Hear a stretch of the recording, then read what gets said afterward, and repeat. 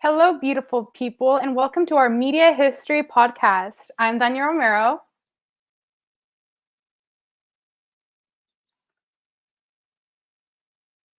And I'm Emily Feng. I don't know if I'm lagging or not, but so we're just going to go over some history of TVs, media, television shows, and also probably touch on some like personal anecdotes of kind of TV media experiences that we've had throughout our lives.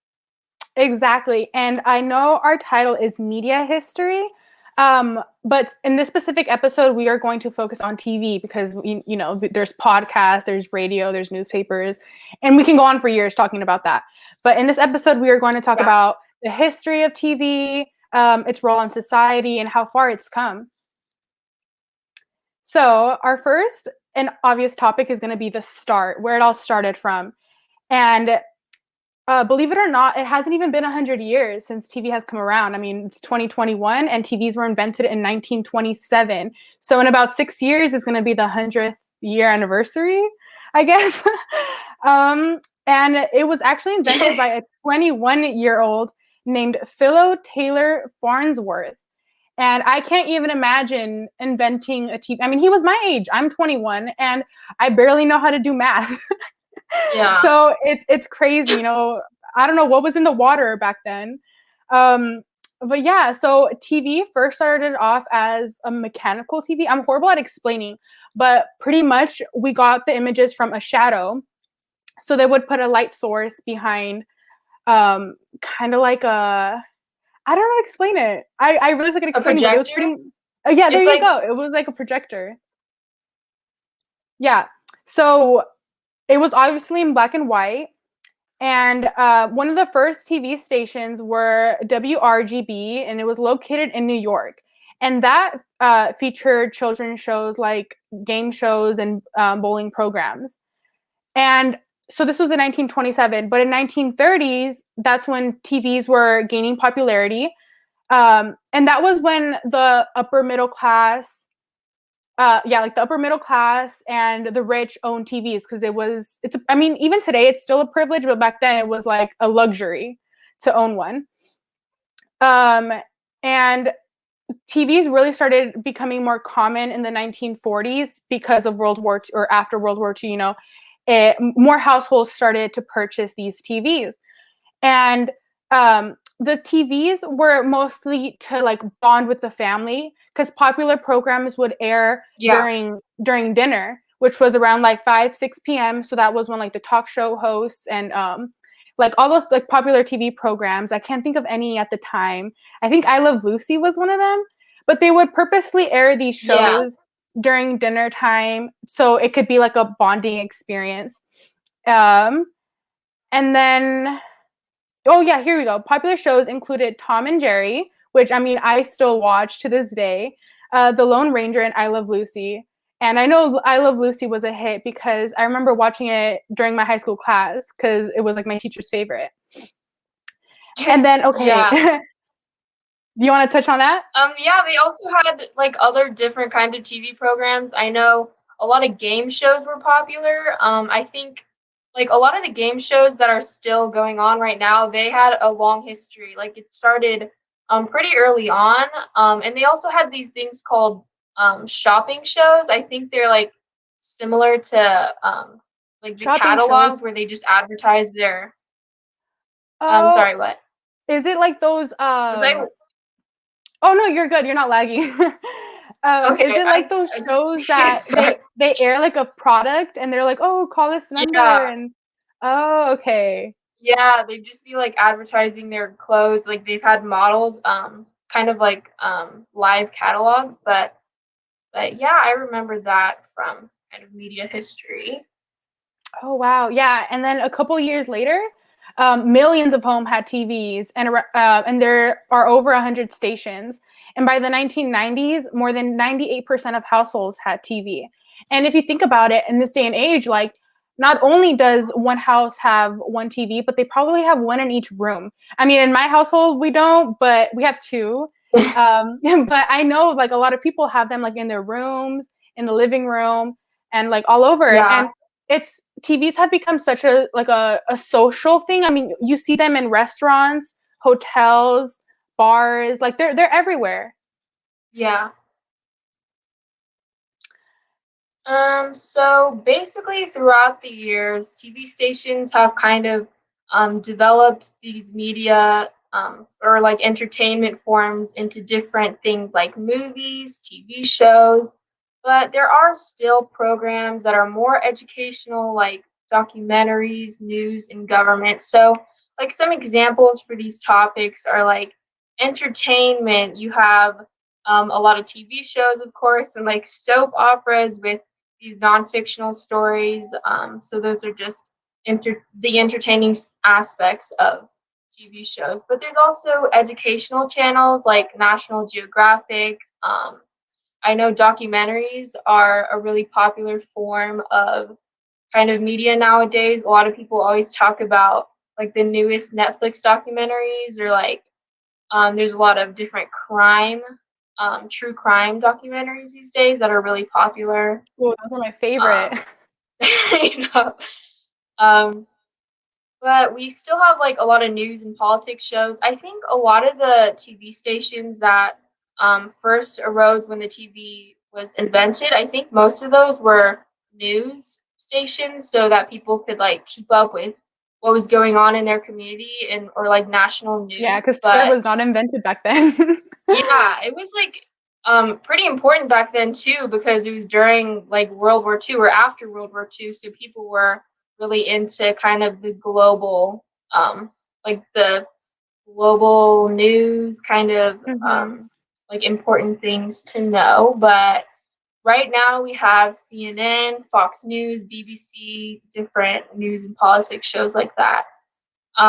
There's also reality TV, like Keeping Up with the Kardashians. I think that would go into the realm of entertainment still, but um, something that I think me and Dania could speak on is definitely how a lot of things are becoming, or like a lot of the lengths of TV shows are becoming shorter, and like a lot of media is kind of evolving into more shorter forms Yep, because our of attention like spam. yeah, our attention spans are like kind of decreasing with the rise of apps like TikTok or Vine. Like really short doses of entertainment are it's kind of really popular right now. I But agree, and I know we were only going to touch on TV, but it would be so hard not to touch on this subject. But yeah, I believe that other forms of media have impacted the TV industry. And I yeah, remember, definitely. okay, Emily and I have like a 4 year age difference. I mean, it's not that bad. Yeah, But it's not that when bad. I was growing up, Vine was a huge thing. It doesn't exist anymore. It kind of converted into TikTok. But it was these what was it, 4 seconds or 7 seconds? I think it was 7 seconds. 7 seconds, and it would be Yeah, this like a nice production. It could be like funny viral yeah. videos, but there would be these 7 second full on productions. Of course, the higher like popular people would put on productions, and you Hmm. would get the full story in 7 seconds. So Yeah. that completely impacted like the TV industry. Now, I don't know if you noticed, but there's at the start of like Netflix documentaries or movies, there's this like high action or something to grab your attention. And yeah, I believe Vine played a role in that. Yeah, definitely. Um, yeah, like kind of to touch on that point, I think a lot of things are moving from TV to like different shorter forms of media, as you said, like YouTube. I know um a lot of late night hosts or something like TV hosts, they have YouTube channels and they're actually putting out like shorter content on there instead of on TV. And I definitely think that like Netflix and all of these different platforms that kind of show TV shows, they're kind of catering more to the shorter. I don't know how to explain it. Like the shorter attention Like spans of condensed the version. population, I guess you could say. Mm-hmm. Um, but I definitely think that it's TV's kind of evolving in a way to be shorter and um, keep people's interest for a shorter amount of time. But Yeah, so do you want to kind of touch on Yeah. PEG stations? Oh yeah. So Pacific Coast TV is a PEG station, and so yeah, so PCT is a PEG channel, and that stands for like Public Education Government. They air many town hall and local public meetings to inform voters on politics and general air information related to local areas. These are public access television channels that usually work on the local level. Public access refers to the ability for citizens of the community to produce and broadcast their own content. A lot of the times, the public access TV stations will give citizens the resources and training to create their own content. Sorry, and I believe this is like marvelous because at the more national TV stations, it doesn't give a voice to the local community. They would rather pitch a story that gets millions more views than pick a topic that won't air as much. And I believe Mhm. every local community should have a PEC station to give the community local informative news. Yeah, I was talking about this with Marty a couple weeks ago. I don't know if anybody knows who Marty is, but he's kind of the director of Pacific Coast Television. He kind of like manages everything that's going on at the station. But I was talking to him a lot about how that's like related to free speech. He has this web page that's on the PCT website if anyone wants to check it out. It's about why PEG is important and kind of to just like the ordinary person in your community doesn't really have that voice or that platform that they kind of need to voice their opinions and ideas. And like big TV stations like CBS or NBC, they have a very large audience and they have um, people that like regularly tune into everything they say, and they have people that are kind of receptive to everything that they put out. But I think that it's definitely great that TV stations like ECT, like local on the local level, they have these resources to kind of give out to um, or kind of give a platform to the regular person. But yeah, Yeah, I yeah, also I agree with you. Yeah, okay, sorry, keep yeah, going. no, no, that's fine. That's but I also wanted to kind of touch on how like TV is evolving in like a larger sense related to like free speech, because I feel like back then when TV was created, there wasn't as much censorship, and people could say or broadcast whatever they want. But like nowadays, these companies that have a lot of power, like these TV stations, they can kind of they're starting to, like pick and choose what they want to air. And I feel like in a large part that's how TV's evolving nowadays. It's evolving to like more of a like a restricted kind Mhm. of And thing. Do notice how there's you always parent advisory kind of signs at the beginning Yeah, of movies. yeah. And like PG-13, rated R, all of those were when was that created? Do you know? Because I know back then it wasn't. Yeah, I'm not sure. Probably like in the 80s or 90s, I want to Yeah, say. I want to say 80s too because I remember that I don't know if you heard, but like AC/DC, it was like a rock band back in the day. Yeah, And yeah.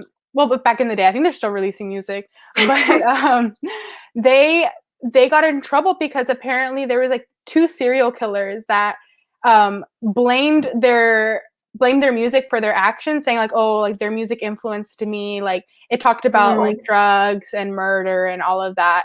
And I want to say it was since then because I read a lot of like news articles that there were a lot of trials trying to restrict certain music. At first, they were just trying to ban all music that involved drugs and like sex and all of that. But then they yeah, came up with a policy to instead just put like a trigger warning, not a trigger warning, but like kind of like an advisory to just hey, just just a heads up, this music contains graphic lyrics and all of that. yeah. So I do. I know. I literally just watched that like a few weeks ago, and I was like, "Wow, I didn't even know that." Still to this day, there's a lot of music with that content that they Hmm. still display like a warning, you know. And Yeah. but that's if you're listening to it privately through like a paid third party app like Spotify and Apple Music. But if you're listening it to Hmm. like a public radio station, they will bleep out all the curse words. Oh, they'll put out like a clean version of it. Yeah. I agree with that. I agree that like things are becoming a lot more restricted. And I have this. Okay, so do you know Patriot Act? You know the TV show Patriot Act? No, I Or do you don't. know Haas and Minhaj? No, sorry, Okay, I so suck. that's fine because there was this TV show called Patriot Act. It was hosted by a comedian named Hassan Minhaj, and it was on Netflix.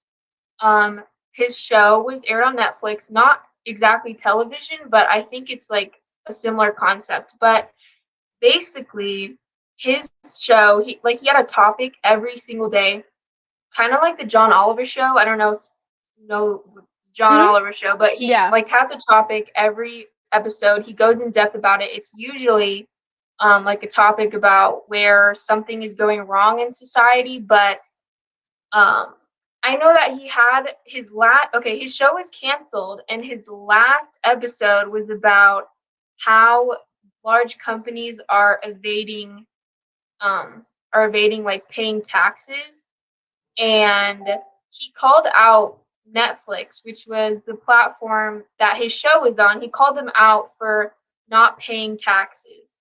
So I think it's like Netflix canceled his show after that. So Netflix wouldn't take accountability. And I think that's like how Netflix is like not they're like limiting people's free speech, and I think that goes like that could be applied to a lot of things nowadays. Like a lot of different TV platforms have the ability to kind of limit what's said about them, what goes on there. Yeah, they um, have the power, the money to silence anyone. I mean, Netflix yeah. grew so much, and I read this thing that Blockbuster had the opportunity to purchase Netflix, and they denied it. And now Netflix is like one of the largest streaming like media apps. And I mean, it's just another reason to show that PEG stations are truly such a great thing because, PEG stations will not silence you. You have Yeah. unlimited free speech, Yeah. um, unlike these like private owned businesses. And another thing to touch on that just reminded me, but I don't know if you heard about Dave Chappelle, how they Mhm. aired his show on Netflix and he did not get paid one dime. Oh, So he yes, I put did. yeah, so I heard he about put that. Yeah. out like a public announcement on his social saying to not watch the show until Netflix pays him. And I never Hmm. kept up with it. I don't know if Netflix did end up paying him, but I think the show is still on Netflix, so I assume they did because it was a huge thing. Yeah. Yeah, he told people to boycott it.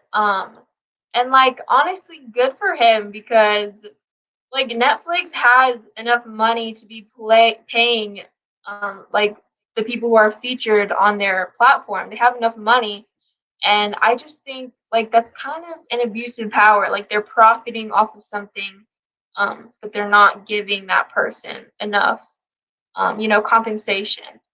Yeah, exactly. And Um it's so sad. And same with these like conglomerate um like I can't name any I know there's like six. I know Comcast is one of them.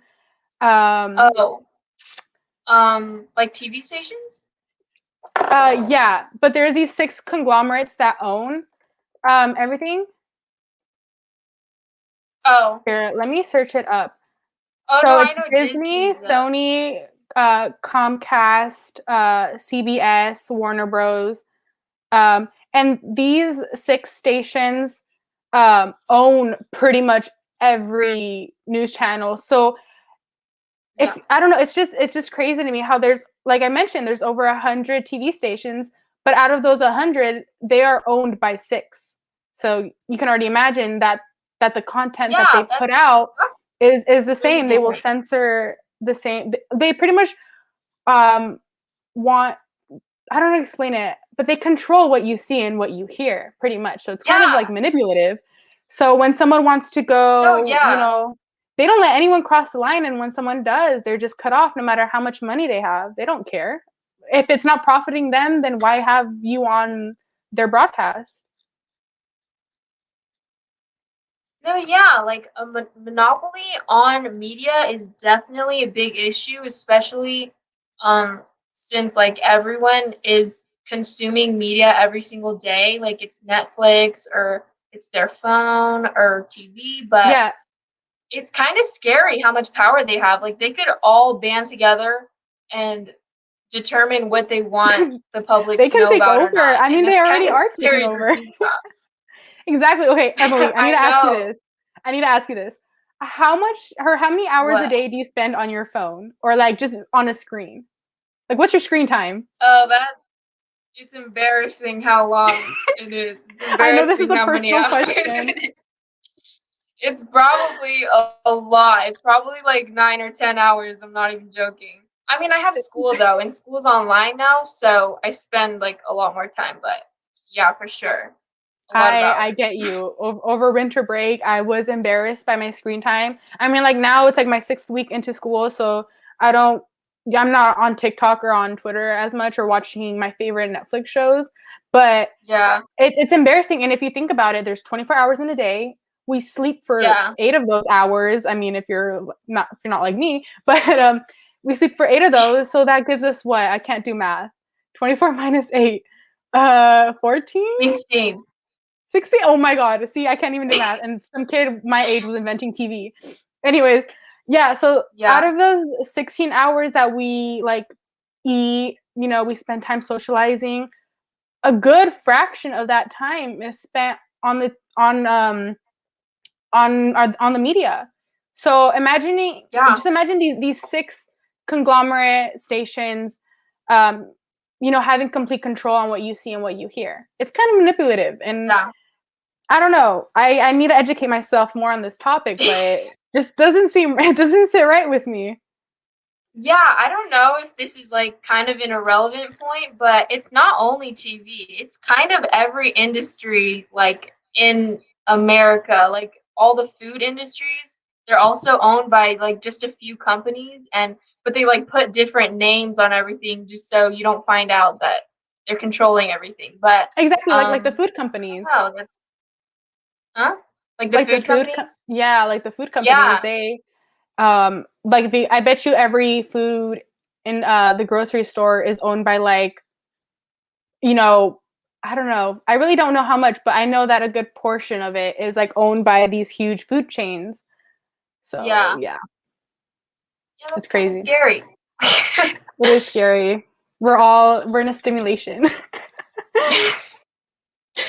Yeah, but I mean, kind of about the media thing. I don't know about you, but the media does influence a lot about what I think about. To be honest, I am a pretty gullible person, and if I see somebody saying, like, this is a fact, then I will probably believe it. And, like, I don't think a lot of people would do their own research to, like, figure out whether they heard was a fact or not. So um, I think media companies definitely do have that power on a lot of people. And But let's talk yeah. about bias in the media. I mean, Yeah. that's a huge thing. I mean, I'm studying broadcast communications at SF State right now, Mhm. and I'm just studying all of these bias. I mean, I don't even want to touch on Fox News, but I kind of have to. But notice that they will air a crime a person of color did as opposed to a white person, just to make the black Yeah. person look bad. I mean, we see more black crimes on the news than we do with white people, and like let's admit it, white people commit just as much, if not more, of these crimes.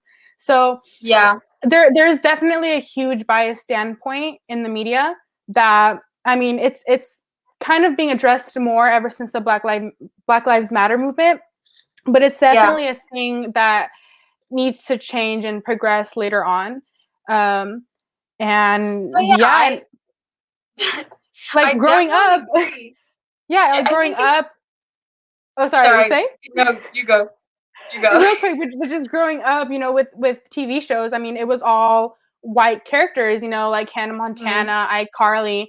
And I remember the only like TV show that casted a main black character was like That's So Raven. That was like the only one. Yeah. So yeah, the media definitely has a biased standpoint, and they don't cater to the minorities in society. Yeah. Like talking about bias and kind of news channels, I think it's so weird how news channels can kind of make things up. I know there's like a big problem with misinformation nowadays in news and the media, and especially like surrounding the presidential campaigns, the misinformation kind of campaigns that fooled a lot of people, or just I don't know, it made everything so chaotic. And I think that that's a definitely a big problem, and I'm surprised there isn't like a penalty for um like big news There's stations that, give out false information, but Yeah, there's been lawsuits on like defamatory and all of that, but that's usually towards um like saying something false about a person, kind of oh, like harming their libel. reputation. Yeah, like libel. But there Yeah. isn't any towards, misinformation. It could just be dismissed as, oh, it's a mistake, I got this from a false report. Nothing's ever really done about it. But notice how on Instagram, um, there's these things on the bottom that state like, oh, if this involves COVID, here's actual information on it. There'll be like a little Yeah. sticker tag that you Yeah, can like click. Twitter, they're using Mhm. like a warning.